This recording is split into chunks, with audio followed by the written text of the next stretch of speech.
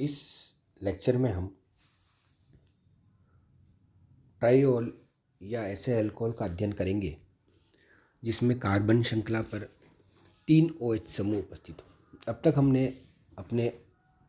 पूर्व के अध्यायों में देखा कि यदि किसी कार्बन श्रृंखला पर एक OH समूह हो तो ये मोनोहाइड्रिक अल्कोहल कहलाते हैं। यदि दो OH समूह हो तो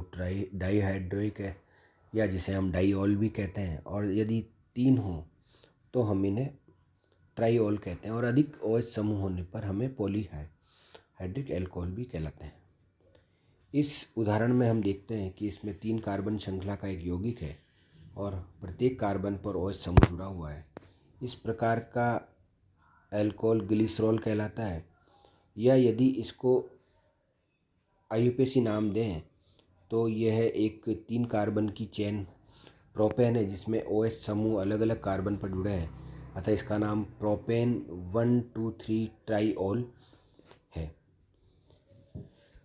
साधारण इस प्रकार के अल्कोहल जिसमें 3 कार्बन श्रृंखला होती है और तीनों कार्बन पर OH समूह जुड़े हैं, तो ऐसे अल्कोहल ट्राइओल या ग्लिसरॉल कहलाते हैं, और इनसे बनने वाली अन्य यौगिक ग्लिसरॉल के व्युत्पन्न कहलाते हैं। बनाने की विधि है, किस प्रकार हम ग्लिसरॉल का निर्माण करते हैं। क्योंकि हम जानते हैं कि ये 3 कार्बन से मिलकर बना हुआ यह ट्राईहाइड्रिक अल्कोहल है, अतः हम इसमें 3 कार्बन श्रृंखला की प्रोपीन लेते हैं जिसका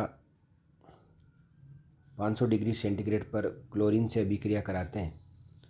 तो हमें एक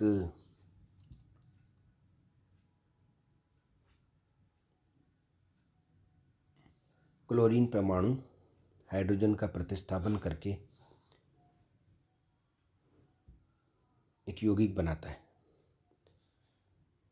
यदि हम इस अभिक्रिया को पुनः क्लोरीन से अभिक्रिया कराएं तो ट्राइक्लोरोप्रोपेन प्राप्त होता है, और यदि हम इस अभिक्रिया की क्रिया HOCl से कराएं तो HOCl में हम जानते हैं कि OH समूह नेगेटिव और क्लोरीन समूह पॉजिटिव होता है, अतः ये अभिक्रिया डबल बॉन्ड पे होती है, और डबल बॉन्ड पर नेगेटिव उसी जगह जाता है जिस जगह पर हाइड्रोजन की संख्या कम होती है मार्कोनिकॉफ के अनुसार, अतः हमें डाईक्लोरो हाइड्रोक्सी समूह का एक यौगिक प्राप्त होता है जो कि एक्वस गैस से क्रिया कराने पर क्लोरीन का प्रतिस्थापन करके ट्राइओल या ग्लाइकोल का निर्माण करता है। इसी प्रकार यदि हम इस अभिक्रिया को क्लोरीन से कराते हैं तो इलेक्ट्रॉन स्नेह प्रतिस्थापन द्वारा मुक्त मूलक प्रतिस्थापन द्वारा ये ट्राई क्लोराइड का यौगिक बनता है जिसकी एक्वस के अवश्य क्रिया कराने पर ट्राइओल का निर्माण होता है प्रोपीन के इपॉक्सीकरण द्वारा। चूँकि हम प्रोपीन का इपॉक्सीकरण कराते हैं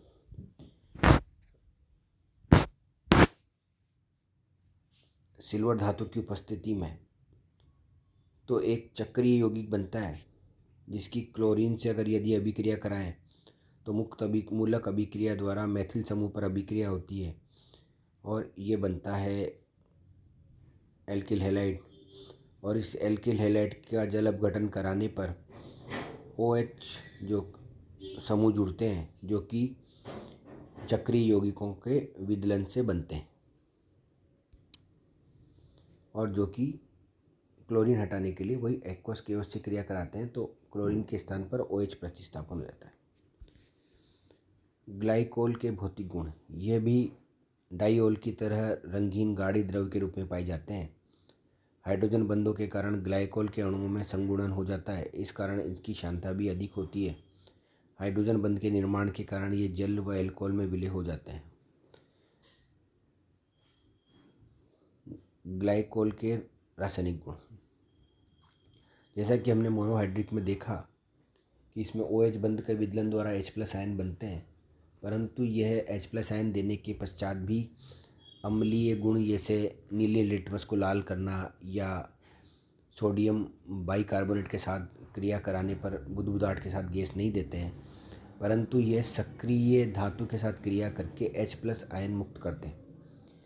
इसी आधार पर जब हम ग्लाइकोल की अभिक्रिया सक्रिय धातु से करवाते हैं तो H+ आयन के विलोपन से मोनोसोडियम ग्लाइकोल बनाते हैं, फिर डाइसोडियम ग्लाइकोल बनाते हैं। इस प्रकार ये हाइड्रोजन H+ आयन का विलोपन करते हैं। हैलोजन अम्ल के साथ जब भी हम ग्लाइकोल की अभिक्रिया किसी HCl, HBr या HI से कराते हैं तो जल का विलोपन द्वारा मोनोक्लोरो यौगिक उत्पाद प्राप्त होते हैं। इस प्रकार पुनः HCl से कराने पर अल्फा बीटा डाइक्लोरो उत्पाद प्राप्त होते हैं और यह अभिक्रिया विजनल कार्बन पर जुड़े OH समूह को से डिहाइड्रेशन द्वारा संपन्न होती है। इस प्रकार हमें अल्फा बीटा डाइक्लोरो हाइड्रीन या अल्फा अल्फा डाइक्लोरो हाइड्रीन का निर्माण होता है। जब भी हम किसी ग्लाइकोल की क्रिया HI से कराते हैं तो तीनों OH समूह के स्थान पर आयोडीन समूह का प्रतिस्थापन हो जाता है, परंतु चूँकि आयोडीन का आकार बड़ा होता है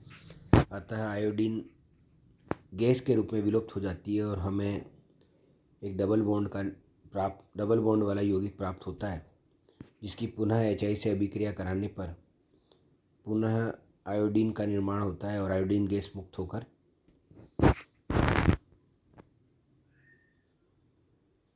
एक एल्किल हैलाइड का निर्माण करती है। फास्फोरस अम्लों से क्रिया जब भी हम ट्राई हाइड्रोक्सी यौगिकों की क्रिया PCl5 से कराते हैं तो हमें 1,2,3 टाइक्लोरोप्रोपेन प्राप्त होता है। इसमें POCl3 बाहर निकलती है और जल के अणु के विलोपन द्वारा यह अभिक्रिया संपन्न होती है। HNO3 से अभिक्रिया HNO3 एक निर्जलीय कारक के रूप में इस अभिक्रिया में उपयोग किया जाता है और जल के विलोपन द्वारा हमें ग्लाइकोल ट्राइनाइट्रेट प्राप्त होते हैं। एसिटिक अम्ल से क्रिया जब भी हम ग्लाइकोल की अभिक्रिया एसिटिक अम्ल से कराते हैं तो 3 एसिटिक अम्लों के यौगिक काम में आते हैं। 3 अणु एसिटिक अम्ल जल के अणु का विलोपन करते हैं और H+ आयन ग्लाइकोल से प्राप्त होता है, जबकि OH- कार्बोक्सिलिक अम्ल से प्राप्त होता है और हमें इस प्रकार एक एस्टर ग्लाइकोलिक ट्राई एसीटेट का निर्माण होता है। ऑक्जेलिक एसिड से क्रिया जब भी हम ग्लाइकोल की अभिक्रिया ऑक्जेलिक एसिड से कराते हैं 110 से 120 डिग्री टेम्परेचर पर तो ग्लाइकोल में उपस्थित OH समूह के H+ आयन के विलोपन द्वारा हमें ग्लाइकोल मोनो ऑक्जेलेट प्राप्त होता है, जिसमें से आसवन द्वारा CO2 गैस विलोपित हो जाती है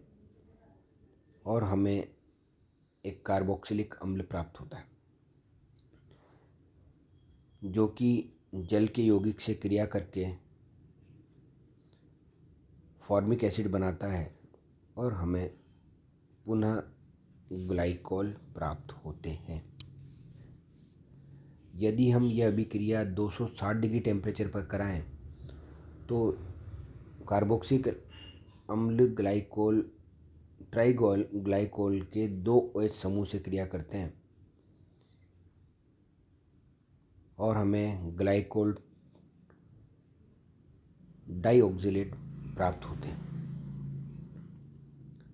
जो कि अस्थायी होने के कारण CO2 गैस का विलोपन द्वारा एक नए यौगिक में परिवर्तित हो जाते हैं। ग्लाइकोल का ऑक्सीकरण एक महत्वपूर्ण अभिक्रिया है। यदि हम ग्लाइकोल का ऑक्सीकरण कराएं तो हम पाते हैं कि सबसे पहले एक कार्बन का ऑक्सीकरण होता है और ऑक्सीकरण के द्वारा एक कार्बोनिल यौगिक बनता है। पुनः ऑक्सीकरण कराने पर कार्बोनिल समूह कार्बोक्सिलिक समूह में परिवर्तित हो जाता है और OH समूह कार्बोनिल समूह में परिवर्तित होता है। इस प्रकार ये ऑक्सीकरण निरंतर अनवरत चलता रहता है और अंत में बंद विदलन द्वारा हमें ऑक्जेलिक एसिड प्राप्त होता है।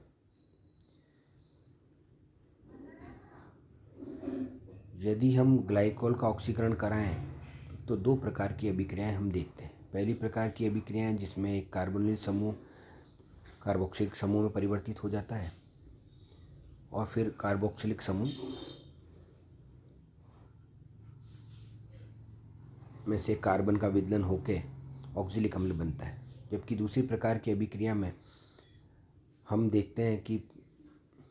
मध्य वाले कार्बन जो कि ट्राइओल का जो सेंटर वाला कार्बन है उसमें ऑक्सीकरण होकर कीटोन यौगिक बनता है। डाईहाइड्रोक्सी कीटोन का जब और ऑक्सीकरण कराते हैं तो दोनों OH समूह भी COOH में परिवर्तित हो जाते हैं, मीज़ो ऑक्जेलिक एसिड कहलाते हैं, जिसके ऑक्सीकरण के द्वारा CO2 गैस बाहर निकलती है और हमें COOH या डाई ऑक्जेलिक एसिड प्राप्त होता है, जो अंत में CO2 और H2O के रूप में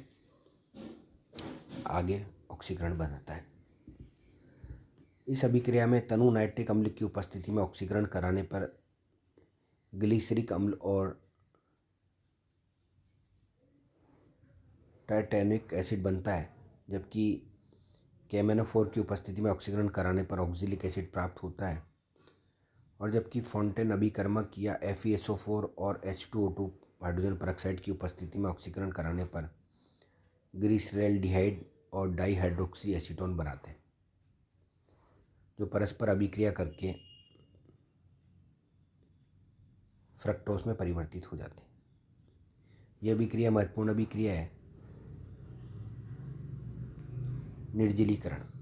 जब भी हम ट्राइओल का निर्जलीकरण कराते हैं तो सन्निकट कार्बन में उपस्थित OH और H समूह के रूप में जल का यौगिक बाहर निकलता है और सांद्र H2SO4 की उपस्थिति में हमें एक्रोलीन प्राप्त होता है। इस प्रकार हम ट्राइओल के निर्जलीकरण सांद्र H2SO4 की उपस्थिति में कराते हैं।